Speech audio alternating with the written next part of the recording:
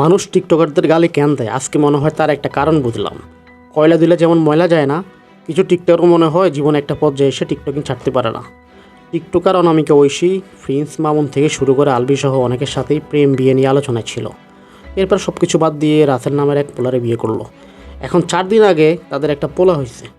পোলা হওয়ার পর থেকে মনে হচ্ছে বাপ মা দুজনের জীবনের সবচেয়ে বড় কন্টেন্ট আইটেম আবিষ্কার করছে।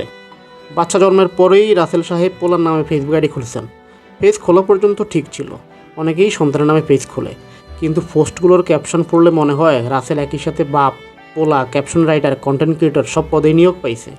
ক্যাপশন দিছে, কি আব্বু তোমার হাসি কপি করলাম, রাগ করলা, আমার কিউট আব্বু ছুটি আম্মুর সাথে ছবি তুললাম। পোলা তো মাত্র 4 দিনের, সে এখনও ঠিকমতো চোখ মেলতে পারে কিনা সন্দেহ, আর আপনারা তার দিয়া পারিবারিক ব্র্যান্ডিং শুরু করে দিচ্ছেন। সবচেয়ে মজার বিষয় হচ্ছে বাচ্চাটারা দেখে মনে হচ্ছে না শুধু পৃথিবীতে আসছে, মনে হয় নতুন একটা কন্টেন্ট ক্রিয়েটর লঞ্চ হয়েছে। বাচ্চা হওয়ার 4 দিনের মধ্যে কয়েক হাজার পোস্ট, ফেস, ক্যাপশন সব প্রস্তুত।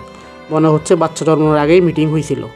মানুষের অতীত নিয়ে কথা বলা আমার উদ্দেশ্য নয়, বরং অতীত যেমনই হোক, একটা সন্তান আসার পর মানুষ চাইলে নতুনভাবে জীবন শুরু করতে পারে।